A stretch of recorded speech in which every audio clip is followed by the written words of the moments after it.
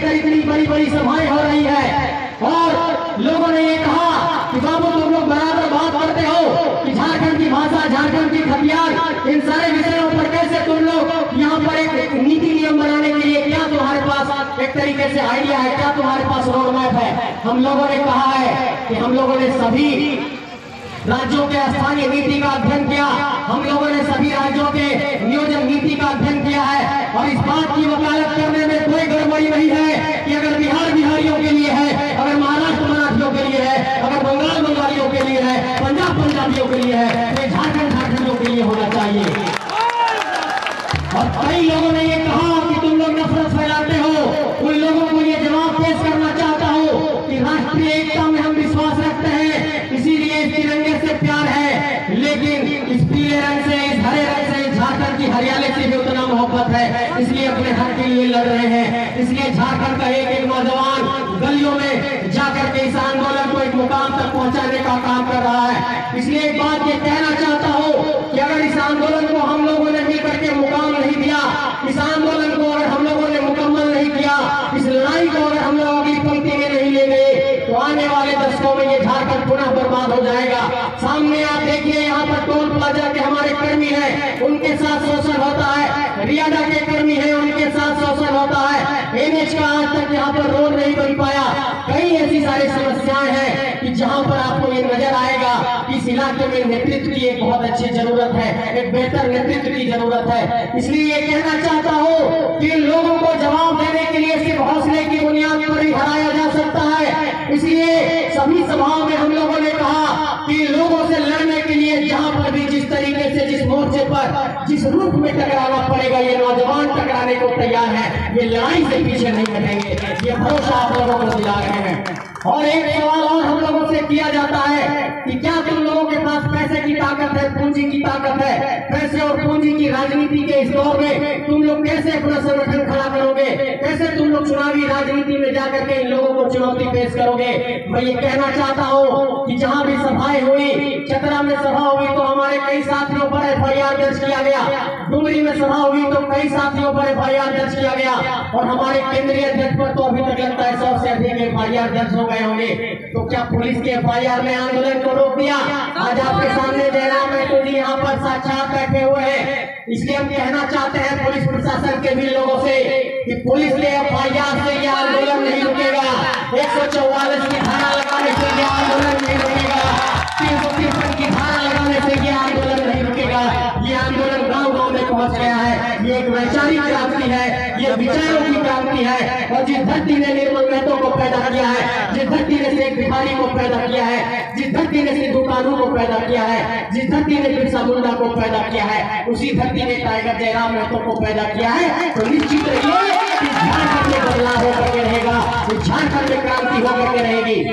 लेकिन चौपारण के लोगों, बड़ी के लोगों, आप लोगों को ये कहना चाहता हूँ कि आपकी राजनीतिक चेतना पर बहुत बड़ा सवाल खड़ा होता है बार बार। और हम लोगों ने जब इस आंदोलन के दौरान चर्चा परिचर्चा की, आज से लगभग 1-1.5 साल पहले जब मेरी बात हुई जयराम जी से, उन्होंने कहा कि संजय दा एक सभा उधर बड़ी तरफ होना चाहिए, बोला थोड़ा तैयारी कर रहे हैं और उसके बाद सभा करेंगे।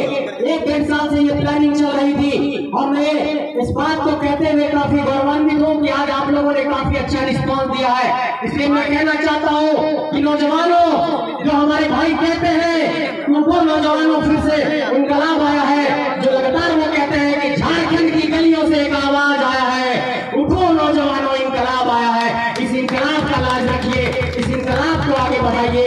ये एक नए इनकलाब की आवाज है, ये एक नए आंदोलन की आवाज है, ये एक नए क्रांति की आवाज है, और इस क्रांति की धारा को कोई रोक नहीं सकेगा। चाहे झुमरा पहाड़ हो, चाहे कनुआ का जंगल हो, चाहे सारंगा का जंगल हो, चाहे झारखंड का कोना कोना हो, हर जगह ये आंदोलन पहुंचा है। कहीं भी सभा अनाउंस हो रही है तो 50,000, 60,000, 70,000 की भीड़ आ रही है और राजनीतिक दलों का होश उड़ा हुआ है। अरे झारखंड तो झारखंड, बेलापुर में, अब दिल्ली में, अब बेंगलोर में भी लोगों ने तहलका मचा दिया है। और सोचिए, एक सभा करने गए मुंबई में, और 42 छोटी छोटी बैठकें करके लौटे हैं।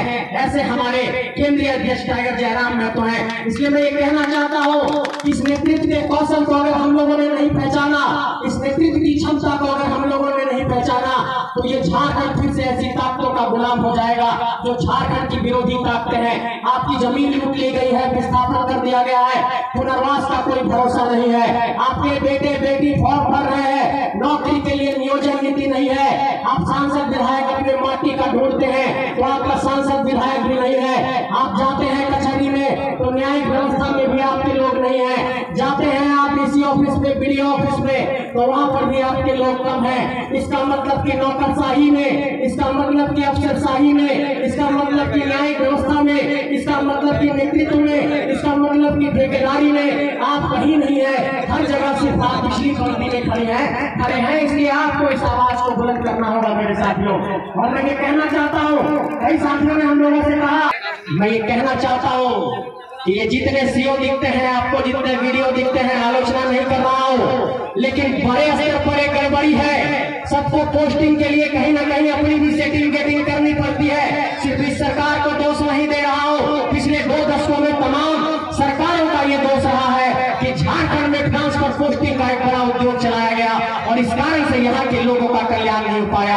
इसलिए ये कहना चाहता हूँ कि अगर आज की तारीख में अगर ये आंदोलन इतने बड़े व्यापक पैमाने पर अगर फैल गया है तो झारखंड की यहाँ की प्रशासनिक व्यवस्था को एक चुनौती फेस करना पड़ेगा, यहाँ के नेतृत्व को एक चुनौती फेस करना पड़ेगा और सीना ठोक कर ये कहना पड़ेगा कि हम आ गए हैं मैदान में तुमसे 2-2 हाथ करने के लिए। जहां भी लड़ना है लड़ने के लिए बुला लो, ये नौजवान लड़ने को तैयार है। ये चुनौती जब तक इन लोगों को पेश नहीं करेंगे, ये झारखंड की धरती चारागाह बनी रहेगी। क्या साथ मिलेगा इस आंदोलन में आप लोगों का? चौपारण की धरती से आज एक हम समझ चाहता हूँ, दोनों हाथ उठाइए, दोनों हाथ उठाइए, जोर से बोलिए जय झारखंड। आंदोलन में साथ मिलेगा, इस लड़ाई में साथ देंगे, टाइगर जयराम महतो जी के आंदोलन को घर तक पहुंचाएंगे।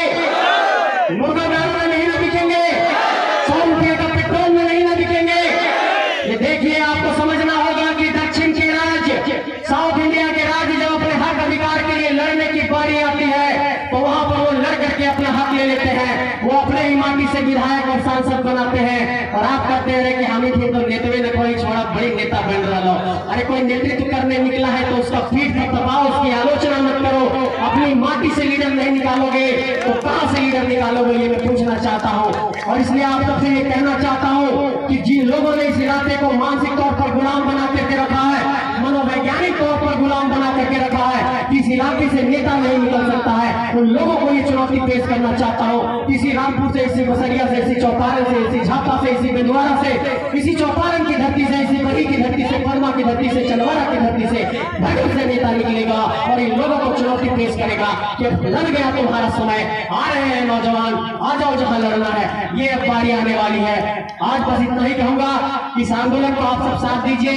बहुत प्यार दिया आप लोगों ने, पिछले 45 दिनों में गांव-गांव गए, बड़ी के अलग-अलग इलाकों में गए, पंचायतों में गए और सब एक झलक देखने को तैयार थे कि बड़ी की धरती पर जयराम महतो जी का आगमन नहीं हुआ है, हम लोग जरूर आएंगे। और आप लोगों ने इस बात का लाज रखा है और आप लोगों ने यहाँ पर पहुंच करके झारखंड की एकता का परिचय दिया है। इसके लिए आप सबको साधुवाद देता हूँ, आप सबको प्रणाम करता हूँ, आप सबको जोहार करता हूँ, बहुत बहुत धन्यवाद करता हूँ। और इस कार्यक्रम को सफल बनाने में जितने भी लोगों ने अपना सहयोग दिया है उन सबके प्रति शुक्रिया प्रकट करता हूँ। बहुत बहुत धन्यवाद, आभार।